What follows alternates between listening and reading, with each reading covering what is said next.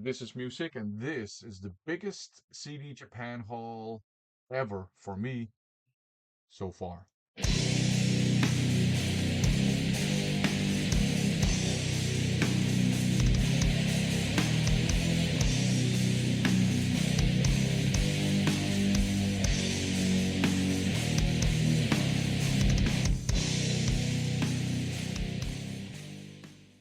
Welcome to another haul video. In this video, I'm going to show you the biggest haul I've picked up from CD Japan so far. It's a really kind of Franken haul spliced together from two orders. Speaking of which, just before talking about the haul, allow me to show you the gear I use to splice together, or some of the gear at least I use to splice together cassette tapes that have snapped. I use this block here, the splicing block. I think it's from Splice It. This one is really useful because this kind of cringe, if you wish, right here, holds down the tape itself. And then you have these guides to guide you if you need to make incisions, um, cut some of the tape off at, you have these two possible angles. And this is really useful. It's not obligatory. I've seen people just use coins or something else to hold down the tape and then freestyle it when they cut through the tape. The splicing itself, I use this splicing tape. This is 1/8 of an inch, and this is the actual dimension of the tape in a cassette tape. But I also have this, which is 1/4 of an inch, just in case I need kind of a margin, if you know what I mean. And then to do the cutting itself, I use these precision knives that I think you can pick up at any kind of hobby store. Very useful. I've seen a lot of people use razor blades to cut through the tape, but these get the job done for me. And I also use them when I'm working on a cassette tape that, like this one here, Barbra Streisand tape, which I will not work on because it's in perfect condition, but it's a tape that is glued together. And that means that you have to cut through the seam here, the glue in the seam. And these precision knives are really useful for that as well. So that's some of the gear that I use. I also use Post-its. I've just placed them on top of the spools when I've disassembled the tape, just or the shell basically, but to prevent the tape itself from going all over the place. So there you go. Now, another thing before going on to the hall itself, I was at a concert yesterday. This was the first live gig I have been to in 7 years. And yeah, I decided to go and watch Judas Priest live yesterday. They played at the Royal Arena. They were supported by Wolfmother. The Royal Arena is here in Copenhagen. It's not too far from where I work. It's a very short metro ride. The show started at 8 o'clock. So uh, actually, it also gave me a pretty good day just hanging out at work. And it gave me some time to educate myself a little bit on something called LDA topic modeling, text mining slash data mining slash information retrieval technique that I think can be useful in some of the research I do within linguistics. So that was great to have that opportunity. And I also, at some point, I went to a local supermarket, picked up a sandwich, some noodles, some sparkling water, some kombucha, because I hadn't had anything to eat all day, and I ate that and I enjoyed it, and I went out to the venue itself. I did not film anything because I don't like doing that at shows. I enjoy watching the show through my own eyes. Actually, there weren't a lot of people filming, uh, only at certain moments. But yeah, I went there. I didn't buy any merch or anything. I just went straight to my seat, sat down, relaxed, and enjoyed the evening. So Wolfmother did a pretty good job. They are kind of a 70s inspired hard rock band. Um, Power trio, my impression is that it's the bass that ties everything together. The vocalist was pretty interactive, and the crowd was actually quite supportive and accommodating. Typically, you'll see that the venue is like, two-thirds empty when the support act takes the stage, but the floor was completely full, and most of the seating sections were kind of full too. So yeah, that was great. It was nice that the crowd was actually supportive of the support act, and it seemed like the support band, Wolf Mother, had a good time. Uh, they they didn't strike me as being like a big venue band.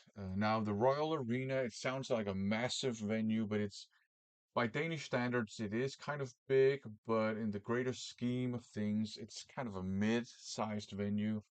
But still, they it seemed like Wolf Mother didn't fill out the stage as much as they could at a smaller venue. They and also the music itself was maybe not a big venue style of music, but they did a great job. Very, very good job by the opening act, Wolf Mother. Judas Priest themselves did an awesome job.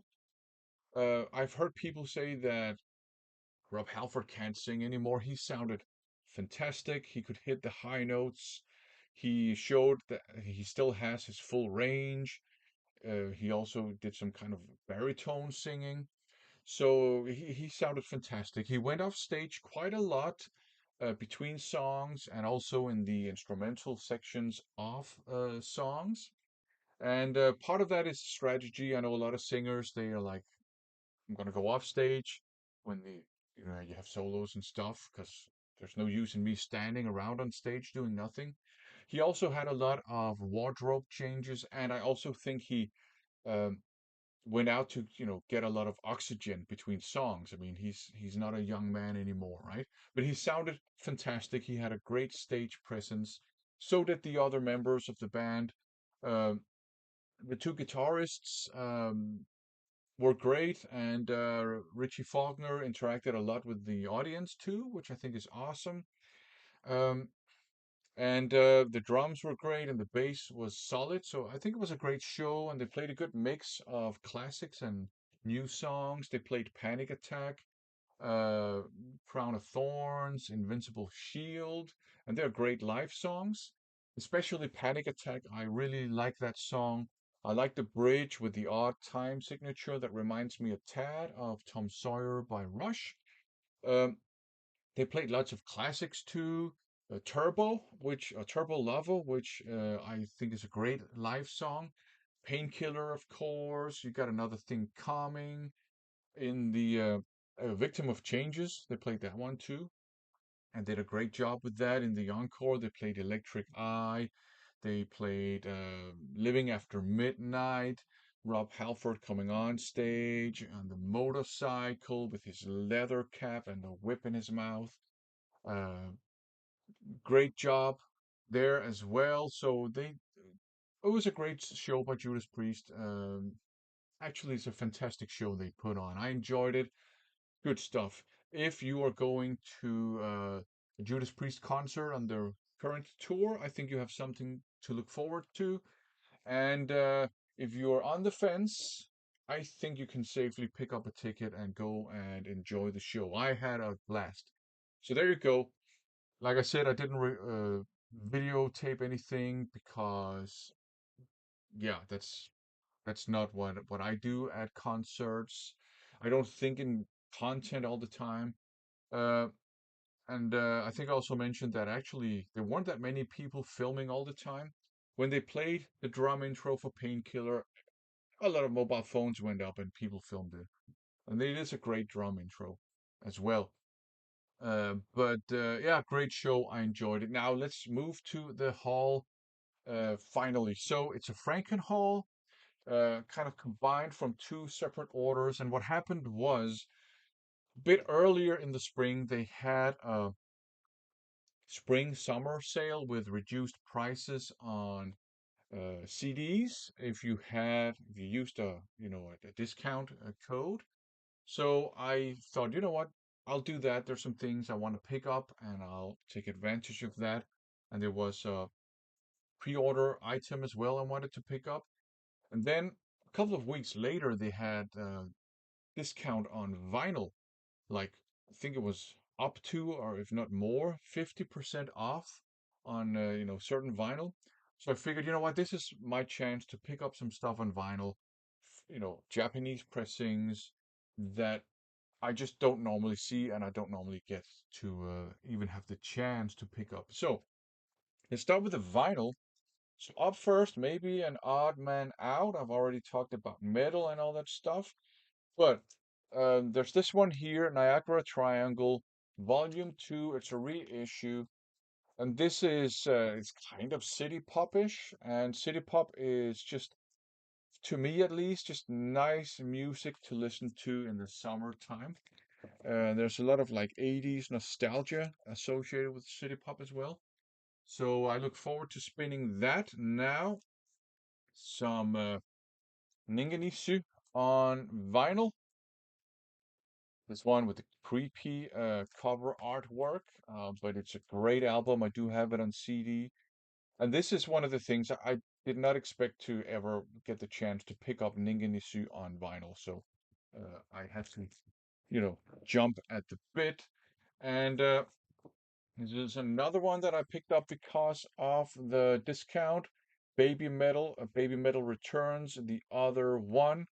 A lot of Kitsune have told me you gotta check out the live versions of their songs. They're much better than the studio versions. And I've been hesitant because I quite enjoy the studio versions. I don't like all their songs. I like two-thirds of them. But there you go. It was, at a pretty good discount.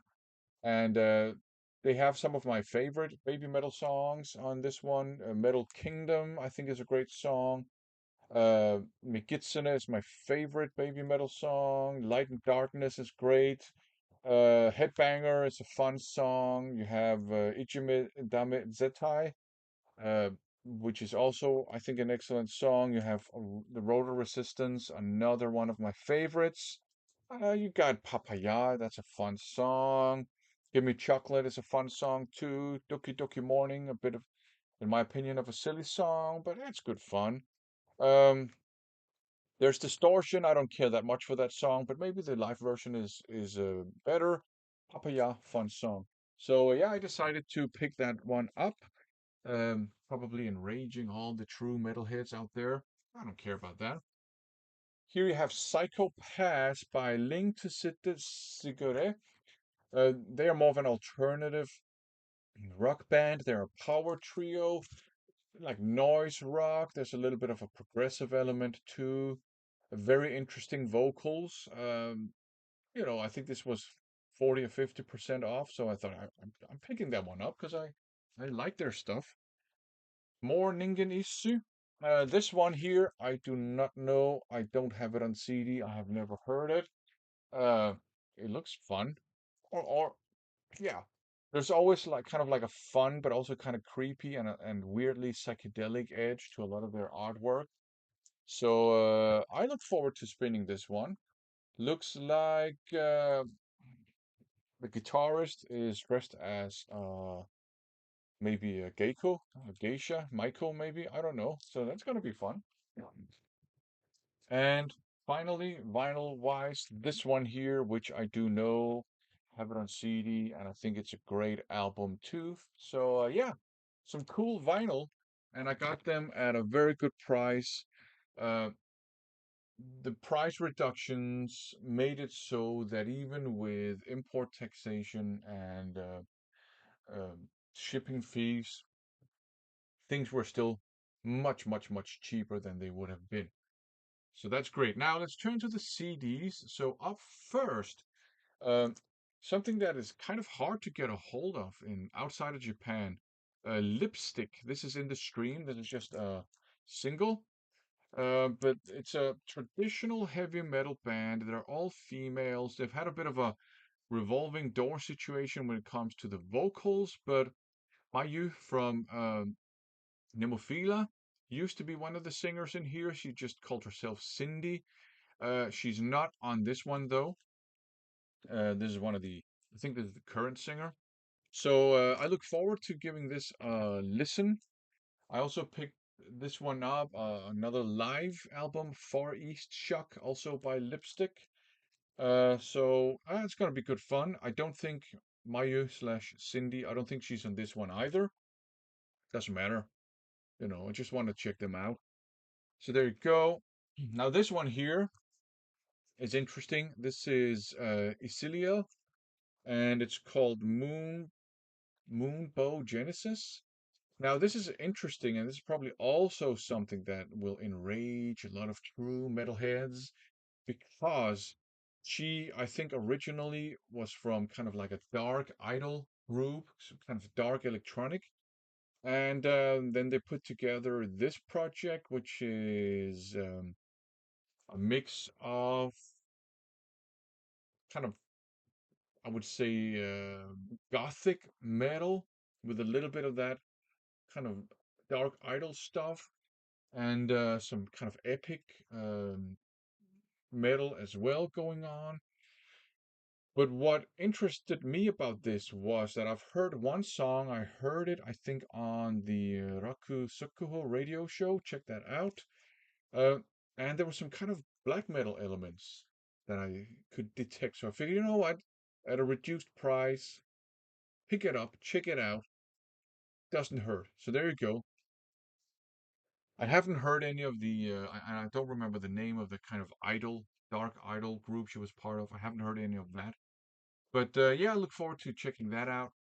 Another soloist, Maki Oyama. This is Monster.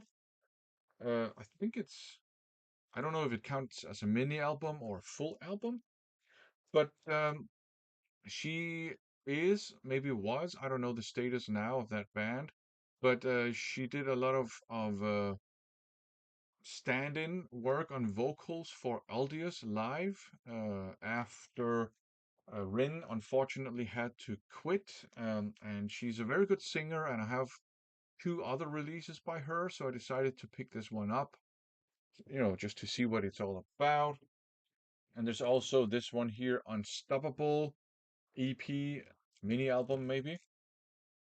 So yeah, just looking forward to checking this out. I think she's a good singer. She has some qualities to her voice that you hear in a lot of Japanese kind of rock music and pop music, but she also has some qualities to her voice that you hear in lots of kind of Western pop and rock music. So that's just an interesting combination. Now, a legend here, Mari Hamada. This is Aesthetica. I'm on a big Mari Hamada kick these days. I'm exploring the stuff that she put out after she returned to hard rock and metal, after she explored pop rock and soft rock and pop music for a while. This is one of those albums, I think. So I look forward to spinning that. There's some fantastic albums in her kind of post, maybe 2000s discography, maybe 2005, maybe discography. Uh, there's also this one here, Sur Lee, also by Mari Hamada. Never heard this one before, but I'm hoping it's as good as some of the other recent stuff. And now the pre-order, which came out, what, less than a week ago. This one here, the Germinans, maybe EP by Saki, who was formerly in Nemophila. Fantastic guitarist. This is instrumental guitar rock. I've only heard one song, the title track, and that one has some fantastic work by her. Great lead guitars, great melody. She can shred when the songs call for it. She can play melodic leads when the songs call for it as well. Awesome guitarist. So I really look forward to listening to the whole EP. I've kind of avoided listening to other songs than the title track because, I didn't want to be spoiled. I think based on that song I've heard, I think if you like Steve Vai, Joe Satriani, um, Joey Tarfula, all that stuff, both the shreddy stuff and the melodic stuff, Yngwie Malmsteen, um, Marty Friedman, all those guitar heroes.